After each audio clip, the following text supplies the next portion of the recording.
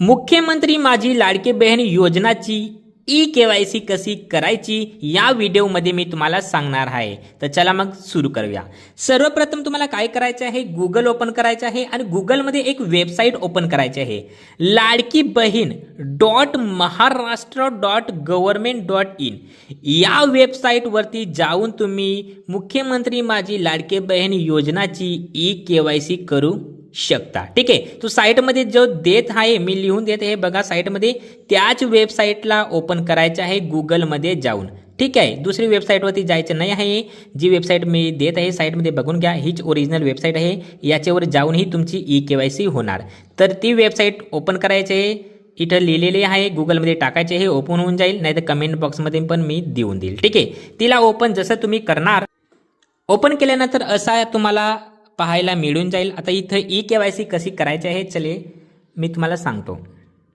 इथं आल्यानंतर इथं सुरुवातीला आपल्याला बघायला मिळेल मुख्यमंत्री माझी लाडकी बहीण योजना असं नाव।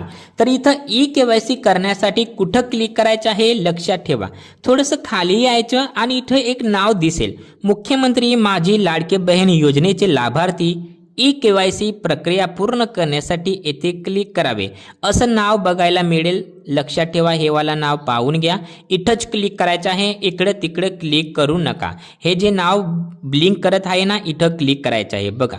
इथं क्लिक केल्यावर असं नाव आपल्याला इथं बघायला मिळून जाईल। आता इथं आहे ई-केवायसी मुख्यमंत्री माझी लाडकी बहीण योजना असं नाव।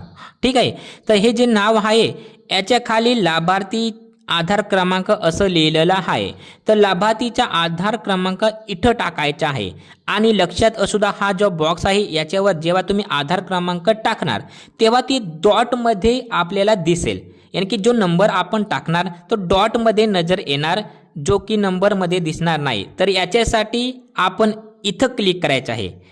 हा जो डोळावाला आयकन आहे, आंखवाला आयकन इथं साईटला, याच्यावर क्लिक करून द्या, जेणेकरून जो तुम्ही आधार क्रमांक टाकणार तो तुम्हाला प्रॉपर दिसेल आणि डॉटमध्ये नजर येणार नाही आणि नंबरमध्ये दिसणार, जेणेकरून तुम्ही चुकीचा आधार क्रमांक टाकणार नाही। ठीक आहे, डॉटमध्ये जर दिसेल तर चुकीचा आधार क्रमांक टाकला जाईल असं होऊ शकतं। तर इथं डोळ्यावरती क्लिक करूनच आधार क्रमांक टाकायचा आहे, जेणेकरून तुम्ही चुकीचा आधार क्रमांक टाकला जाणार नाही। ठीक आहे, तर लाभार्थीचा आधार क्रमांक इथं टाकायचा आहे आणि खाली कॅपचा नाव दिसल असेल तर कॅपच्या नावमध्ये एंटर कॅपचा असा नाव असेल। ठीक आहे, तर साईडला जो नंबर दिसेल तोच नंबर इथं टाकायचा आहे एंटर बॉक्समध्ये। बघा, दरवेळेस हा नंबर बदलत असतो, तर तुमच्या मोबाईलमध्ये जो नंबर येत असेल हाच इथं टाकायचा आहे कॅपचा, एंटर कॅपच्यामध्ये। ठीक आहे, आणि हा नंबर टाकल्यावरती खाली यायचं आणि इथं मी सहमत आहे हा बॉक्स इथं क्लिक करून OTP पाठवा याच्यावर क्लिक करायचं आहे। बघा, इथं लाभार्थीचा आधार क्रमांक टाकायचा आहे, जे लाडकी बहीण योजनेचे लाभ घेत असेल, ई-केवायसी करत असेल, तिचे स्वतःचा आधार क्रमांक टाकायचा आहे।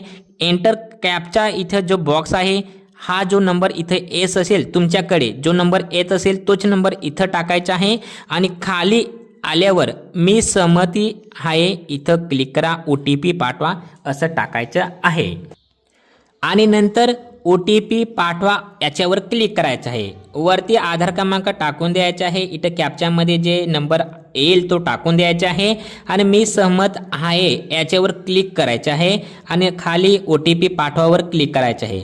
नंतर इथं OTP पाठवा याच्यावर क्लिक करून थोडासा वाट बघायचं आहे। बघा, साईट खूप लोड लेत आहे, त्यामुळे आपल्याला थोडंसं वाट पाहावं लागेल इथं। ठीक आहे, आणि तुमच्याकडे जर वारंवार असंच येत असेल, जास्त वेळ झाला तरी पण तुम्हाला वाट बघावं लागेल, OTP पाठवा असं येत असेल तर तुमच्या मोबाईलवरती OTP येईल, जो तुम्ही लाभार्थीचा आधार क्रमांक टाकला आहे, यानी की जो लाभार्थी आहे लाडकी बहीण योजना ज्यांची KYC करत आहे त्यांच्या आधार कार्डवरती जो नंबर लिंक आहे तोच नंबरवरती OTP येईल। आपल्याला तो नंबरवरती OTP बघायचा आहे SMS बॉक्समध्ये जाऊन। ठीक आहे, जास्त प्रमाणात ई-केवायसी करत आहे त्याच्यामुळे वेबसाईट लोड लेत आहे, तर तुम्हाला वारंवार इथं करायचं आहे। होत नसेल तर दुसऱ्यांदा करा आणि OTPची वाट पहा। थोडा टाइम वाट पाहिल्यानंतर तुमच्याकडं असं येईल, ई-केवायसी मुख्यमंत्री माझी लाडकी बहीण योजना OTP टाका आता जो आधार क्रमांकावरती मोबाईल नंबर टाकलेला आहे तुम्ही, तो नंबरवरती तुम्हाला OTP येईल, तर तो OTP इथं टाकायचा आहे. OTP जर येत नसेल तर थोडा वाट बघा, OTP येऊन लागेल. आणि जर नाहीच येणार तर नवीन प्रयत्न करा, OTP येईल. ठीक आहे. आणि OTP आला असेल तर इथं टाकायचं आहे, 6 अंकी नंबर असेल OTP टाकून तुम्हाला सबमिट करायचं आहे. लक्षात असू द्या, जो लाडकी बहीण योजनेची लाभार्थी आहे जी बहीण, तिची आधार क्रमांकावर जो मोबाईल नंबर लिंक आहे त्याच्यावर OTP येईल. ठीक आहे. तर OTP टाकून सबमिट करून द्यायचं आहे. OTP टाकून जर तुम्ही सबमिट केला असेल तर नंतरचा पेज असा येईल बघा, KYC मुख्यमंत्री लाडकी बहीण योजना, आणि खाली असेल वडिलांच्या पतीचा आधार क्रमांक, नाही यानी की वडिलांचा असेल तर वडिलांचा आधार क्रमांक टाका, आणि पतीचा असेल तर पतीचा आधार क्रमांक इथं टाकायचा आहे. ठीक आहे. आधार क्रमांक टाकल्यानंतर इथं जो कॅप्चर कोड असेल तो इथं टाका, आणि खाली मी सहमत आहे याच्यावर क्लिक करून OTP पाठवा, असं करायचं आहे.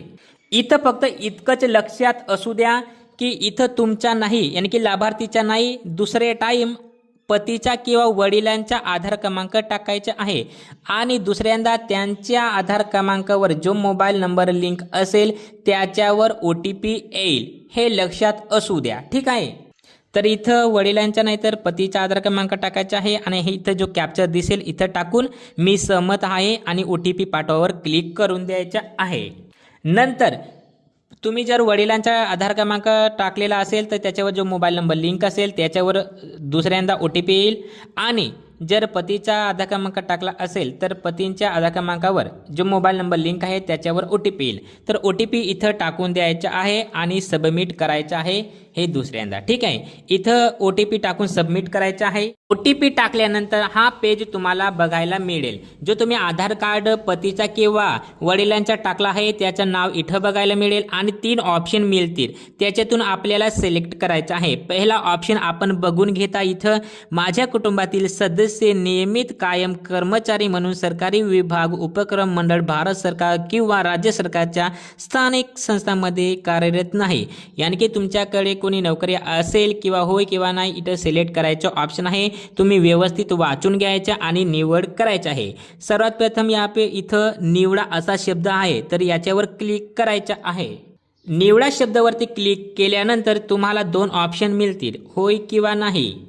तर इथं होय शब्द निवडायचा आहे. जर तुमच्या घरात कोणी नोकरीला नाही आहे, कोणी निवृत्ती नाही घेतला आहे, पगार नाही घेत आहे, तर होय शब्द इथं निवडायचा आहे.